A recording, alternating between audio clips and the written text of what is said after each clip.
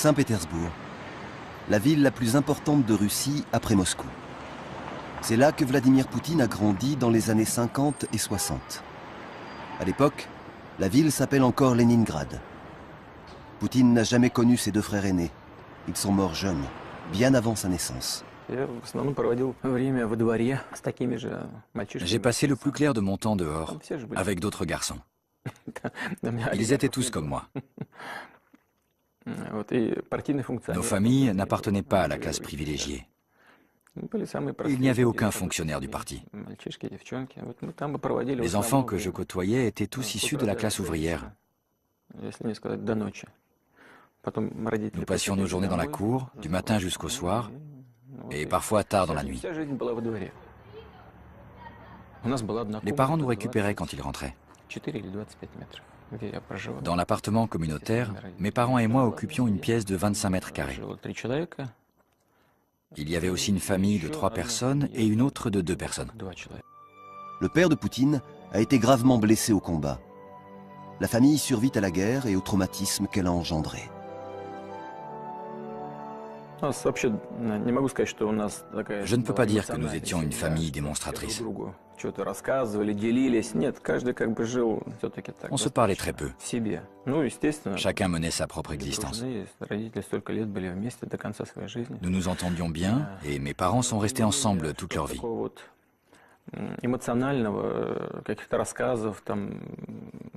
Il n'y avait pas d'effusion de sentiments, pas de drame, ni de tragédie.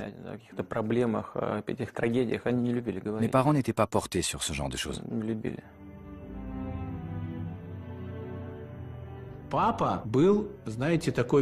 Son père était ouvrier. Il réprimandait toujours Vladimir pour quelque chose. Il aimait son fils, bien sûr, mais il ne voulait pas paraître trop laxiste. Sa mère était la bienveillance incarnée. Elle s'efforçait toujours d'éviter les conflits. Pas de querelle, c'était son credo. Son père était très différent. C'était un ouvrier, tout simplement. Pourquoi l'Occident est-il si négatif à votre égard? Par crainte. La crainte de quoi? De la Russie. De notre taille, de nos armes nucléaires et de nos compétences dans bien d'autres domaines. Mais c'est une façon de penser d'un autre temps. Les Occidentaux qui misent sur un politicien, en Russie, font une grosse erreur. Il ne faut pas miser sur un seul individu, mais sur l'ensemble du peuple russe. C'est un mystère, un homme difficile à décrypter. Vladimir Poutine, ancien espion, est-il un tsar autoritaire ou un fin stratège? Les deux à la fois. 85% des Russes soutiennent Poutine. Vous de l'admiration pour Poutine. Vous êtes à contre-courant, vous, hein? Mais écoutez, vous trouvez normal, on va actualiser un peu votre propos, vous trouvez normal que le camp d'Auschwitz, qui a été libéré par l'armée russe, le chef de l'État russe, ne soit pas invités aux manifestations? Verrouillant le pays avec l'ex-KGB dont il est issu, jouissant d'une popularité écrasante, Poutine réalise le rêve de grandeur de ses compatriotes. Avec lui, les Russes tiennent leur revanche sur le passé, celui de l'URSS, en effaçant l'humiliation de l'effondrement, celui de la Russie tsariste, en exhumant l'idéologie impériale et orthodoxe, quitte à réécrire l'histoire. Je rappelle que selon la terminologie tsariste, le sud-est de l'Ukraine, c'est la nouvelle Russie. Kharkov, Lugansk, Donetsk, Kherson, Nikolaïev, Odessa ne faisaient pas partie de l'Ukraine au temps des tsars. Moscou répond par des sanctions commerciales au risque d'une escalade dans la guerre économique. Si certains dirigeants occidentaux parlent de Poutine comme d'un ennemi, d'autres voix s'inquiètent. Exclure la Russie du club des grandes puissances, est-ce vraiment la bonne méthode pour garantir la paix et la sécurité en Europe? Exclure la Russie du club des grandes puissances, est-ce que c'est vraiment la solution? Non, évidemment, ça c'est des bêtises, vous comprenez, c'est la 6e partie du monde, on ne peut pas exclure de ça. Dans la présentation, ce qu'il y a beaucoup de choses vraies, il y a une petite nuance que je voudrais apporter. Obama dit qu'il ne veut pas isoler Poutine. Il a dit « j'ai réussi à isoler la Russie ». Et ça, c'est une bêtise vraiment monumentale, une gaffe. J'étais un vieux diplomate, et une gaffe parce que, finalement, qu'est-ce qu'il veut isoler? Est-ce qu'il veut isoler Tolstoï, Dostoïevski, peut-être Solzhenitsyn? Ça, c'est la première chose. Deuxième chose, je ne voudrais pas qu'on vit dans le monde imaginaire. Dernièrement, il a dit que le monde, aujourd'hui, sur le plan international, Obama affirme que le monde n'a jamais été si sûr, si peu violent. Mais ça me perturbe vraiment, parce que le monde est vraiment dangereux. Pour ma part, vous connaissez mon engagement en faveur de la liberté, et je soutenu les Ukrainiens, puisque j'ai un côté ukrainien, mon père était ukrainien, dans le combat de la liberté. Mais quand on tape comme ils tapent là-bas à Donetsk, il faut voir les choses telles qu'elles sont. Vous comprenez? Si on continue comme ça, on va pousser sur le plan géopolitique la Russie dans les bras de la Chine. On ne parle pas dans les bras des chiites, de l'Iran, dans la logique automatique. Moi, je raconte dans le livre, Poutine, c'est pas un stratège, c'est quelqu'un qui réagit. Pour le comprendre, vous savez, j'utilise la clé de son enfance, la clé de judoka, vous comprenez? Tout à fait. Il vient d'un milieu, moyen de Saint-Pétersbourg. Voilà. Absolument. Vous le dites dans votre livre, pour comprendre la politique de Vladimir Poutine, il faut se tourner vers l'histoire de l'Empire russe, des tsars. Vladimir Poutine veut ressusciter l'ancienne puissance du pays, on l'a entendu il y a un instant. Est-ce qu'il en a les moyens aujourd'hui? Vous savez, je vais vous dire, l'ancien puissance... Pas par péché d'orgueil, un peu? Ça, c'est pas un péché d'orgueil. Il reflète quelque chose. Si vous voulez comprendre vraiment la situation d'aujourd'hui, il faut revenir à l'affaire post-communiste. Encore une fois, à mon côté ukrainien, j'ai eu beaucoup de contacts avec l'Américain à l'époque. Oui, vous êtes d'origine ukrainienne. Bien sûr. Et il me disait, surtout, pas de Russie forte. On voudrait affaiblir la Russie, l'Ukraine forte. Ils voulaient me faire plaisir. Et je leur disais, avec mon esprit d'équilibre, faites attention. Vous faites la même erreur que vous avez fait autrefois après la Première Guerre mondiale, avec le traité de Versailles. Vous avez humilié une nation autrefois, l'Allemagne, et vous avez eu ce qui s'est passé après. Et je pense que s'il n'y avait pas de Poutine, et je raconte dans ce livre, il y aurait un autre personnage qui aurait exprimé cette frustration. Soyons très clairs. C'est un peu son fonds de commerce, évidemment, électoral. Son fonds de commerce, mais ça reflète la réalité. Il faut comprendre que la Russie, c'est un pays martyr au XXe siècle. Ils ont été bousillés, ils ont tué les communistes, Lénine, Staline et la compagnie, Trotsky. Ils ont tué 25 millions de gens. Ils ont fait souffrir l'Ukraine, tous les pays de l'Europe de l'Est, ils sont dans mon cœur.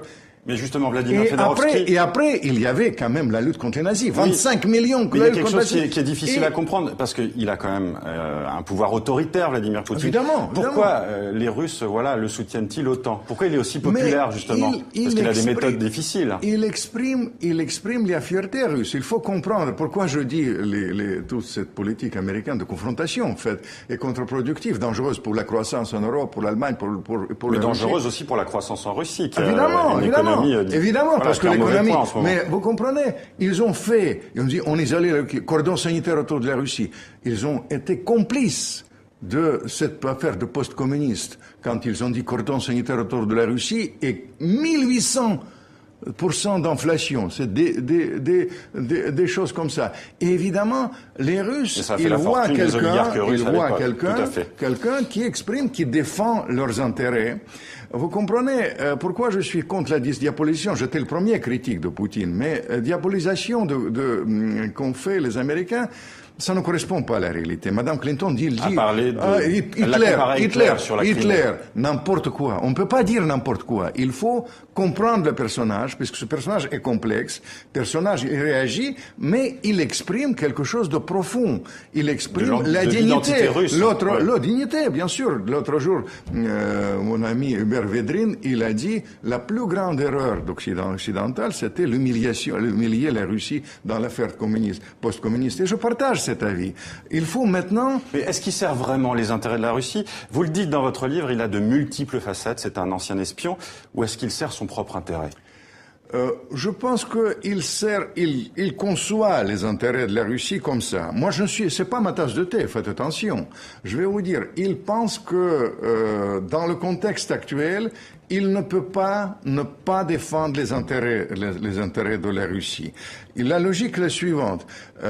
Sa logique, ce que les Américains, quand les Russes autrefois ont installé les fusées au Cuba dans les années 60, ils ont mis le monde au bord de la guerre mondiale. Il dit, je suis obligé, ils essaient mais de... là, on est dans cette même logique, c'est une escalade. Une escalade une guerre commerciale pour le moment, mais évidemment, ça peut mal se terminer. Évidemment, mais c'est une escalade qui est hyper dangereuse pour tout le monde. C'est dangereux pour la Russie. Vous savez, l'alliance avec la Chine, en premier lieu, c'est dangereux pour la Russie, mais c'est dangereux pour l'Occident.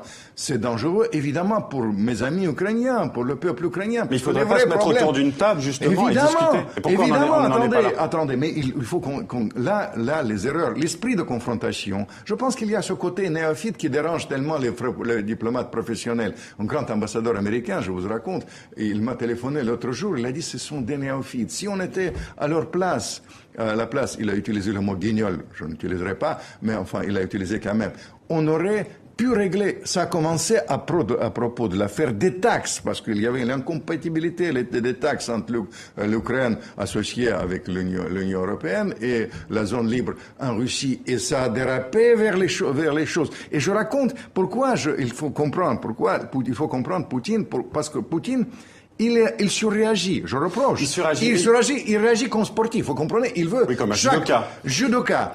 Plus l'autre réagit comme joueur de baseball, je pense, Obama, l'autre judoka. Et c'est trop. J'ai dit, calmez-vous. Justement, Vladimir Fedorovski, ce sera la dernière question. Il y a un pan de la psychologie de Vladimir Poutine que vous évoquez dans votre livre. Il y a cette citation, le président russe aurait déclaré en privé, franchement, quand je regarde en arrière, il n'y a pas d'erreur. Est-ce que ça veut dire, par exemple, que sur l'Ukraine, il n'y aura pas de recul? Il doute de rien, Vladimir Poutine, vous le dites. Si, mais vous savez, il y a double langage en lui, je raconte, puisque c'est quand même un professionnel de renseignement, il sait jouer les mots, mais dans mon fort intérieur, et ça je souhaite de tout mon cœur, vraiment, je dis à tout le monde, calmez-vous. Parce que le contexte actuel, si ça dérape sérieusement, et je suis contre cette rupture historique avec la Russie alliée militaire de la Chine. Including, of course, the bombing of Libya, the desire to arm the rebels in Syria, has been the unnecessary provocation of Vladimir Putin. This EU empire, ever seeking to expand, stated its territorial claim on the Ukraine some years ago. Just to make that worse, of course, some NATO members said they too would like the Ukraine to join NATO. We directly encouraged the uprising in the Ukraine that led to the toppling of the President Yanukovych, and that led, of course, in turn to Vladimir Putin reacting. And the moral of the story is, if you poke the Russian bear with a stick, don't be surprised when he reacts.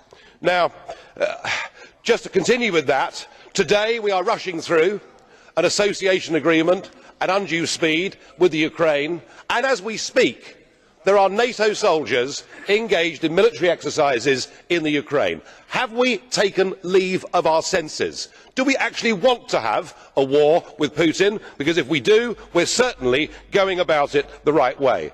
Perhaps we ought to recognise that the West now faces the biggest threat and crisis to our way of life that we have seen for over 70 years.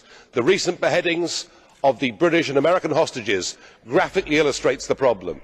And of course we have our own citizens from our own countries engaged in that struggle too. In the war against Islamic extremism, Vladimir Putin, whatever we may think of him as a human being, is actually on our side.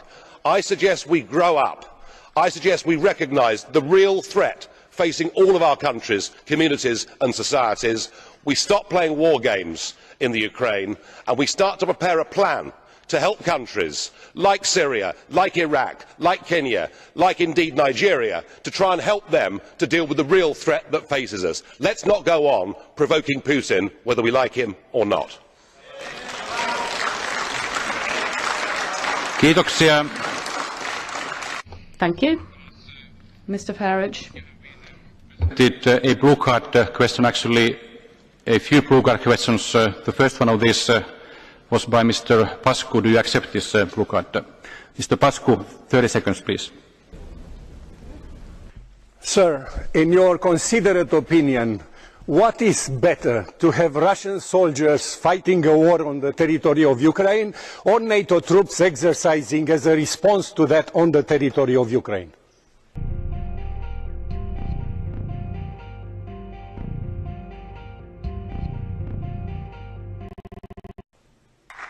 Mr. Farage, 30 seconds, please. I think, sir, the point that I was making is that there should be a huge degree of guilt in this House about what provoked all of this in the first place, and we saw Western Ukrainians waving European flags, rioting, setting fire to things, and effectively staging a coup d'état which brought down the Ukrainian president, which has led to this instability. Yes, you are the guilty people, and you refuse to accept it. Dès son plus jeune âge, le fils d'ouvrier rêve de travailler pour le KGB, le service de renseignement de l'Union soviétique. Il veut appartenir à cette élite mystérieuse et voyager dans d'autres pays pour le compte de ses compatriotes. C'est ce qui le pousse à suivre des études de droit. Je savais que pour rejoindre le renseignement ou le contre-espionnage, il fallait être altruiste, comme on disait à l'époque. Il fallait être prêt à tout sacrifier au nom de grands idéaux, même au prix de sa vie. C'était ma motivation première. J'ai dit, je suis musicien, je joue du violoncelle, je compose et je connais ce domaine. Et toi, en quoi consiste ton métier ? J'imagine que tu assures le maintien de la loi et de l'ordre. À moins que tu ne protèges quelque chose ou que tu ne poursuives des criminels. Non, m'a-t-il répondu. Je suis un expert en individus, en comportement humain. C'était inutile de le questionner sur son travail. Si quelqu'un admet travailler pour les services secrets, c'est qu'il n'a rien à y faire. Avez-vous dit à votre femme que vous étiez un agent du KGB avant de l'épouser? Elle n'a rien su pendant longtemps. Je lui ai dit plus tard, naturellement. Après tout, elle avait le droit de savoir qui elle avait épousé. Vous voulez devenir un islamiste radical et vous faire circoncire? Venez à Moscou. Nous sommes une société multiconfessionnelle avec de très bons experts. Je vous ferai circoncire de telle sorte que rien ne repoussera.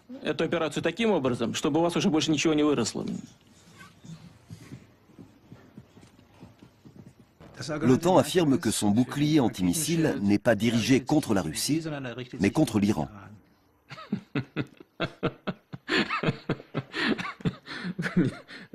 Vous me faites rire. Merci. C'est bon de rire après une dure journée de travail. Je vais rentrer chez moi de bonne humeur. Pourquoi sommes-nous inquiets? Ces radars et ces systèmes de défense couvrent notre territoire jusqu'en Oural. Ils neutralisent une partie de nos armes nucléaires terrestres qui sont la base de notre potentiel de défense. Tous les experts le savent. Ensuite, on vient nous dire: ne vous en faites pas. Nous n'utiliserons pas ce dispositif contre vous. Nous, on est les gentils, on est honnêtes. Ça ne fonctionne pas comme ça. C'est pour ça que j'ai rigolé. Les choses n'ont pas réellement changé dans la Russie moderne.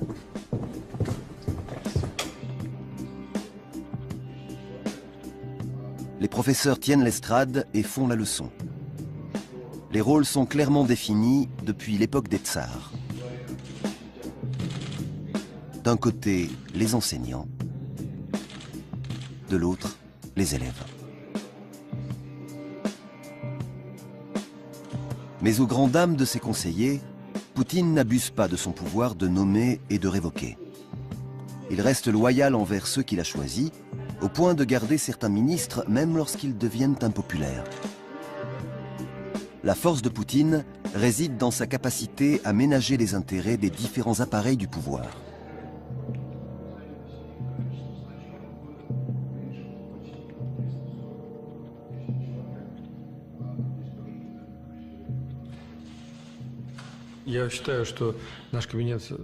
Notre cabinet est composé de deux groupes. Le premier veut que l'État étende son influence sur l'économie à travers une réglementation accrue et des investissements publics. L'autre, l'aile plus libérale, soutient les modèles de marché traditionnels et la libre entreprise. Elle veut que le gouvernement crée des règles de transparence. Dès le début de sa carrière politique, Vladimir Poutine a souhaité jouer le jeu et être considéré comme un acteur équitable, même après l'effondrement de l'Union soviétique. En 2001, à l'occasion d'un discours prononcé devant le Parlement allemand, il regrette qu'après l'engouement initial pour la nouvelle Russie, les Occidentaux soient retombés dans leur travers.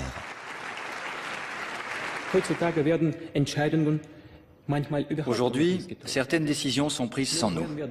On ne nous sollicite que pour les soutenir. J'entends souvent dire que sans la Russie, il serait impossible de les mettre en pratique. Ma question est simple. Est-ce normal? Est-ce là un véritable partenariat? Nous n'avons pas encore appris à nous faire mutuellement confiance. Malgré la multitude de discours doux à l'oreille, nous sommes toujours en opposition les uns par rapport aux autres. Tantôt nous demandons de la loyauté envers l'OTAN, tantôt nous discutons sur l'utilité de son élargissement.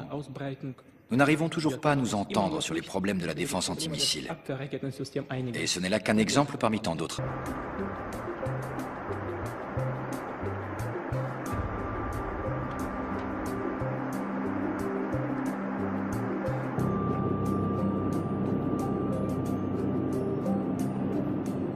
Poutine aime coller à ses principes et ne lâche rien lorsqu'une situation se complique. Il est capable de s'effacer au profit de la norme. Il doit gouverner pour le bien de la patrie. Un homme, une mission. Il ne s'occupe du reste que lorsque la situation l'exige et ne cède jamais à un quelconque sentiment de crise.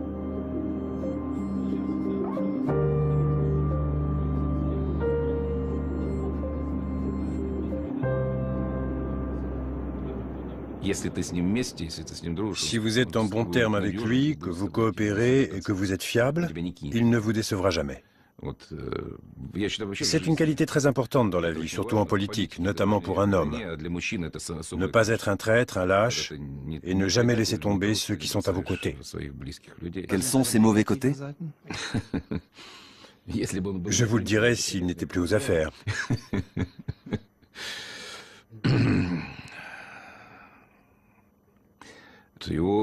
Il est difficile de le faire changer d'avis. Il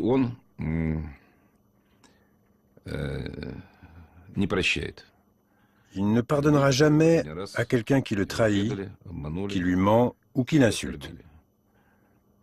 Il n'oublie pas ce genre de choses.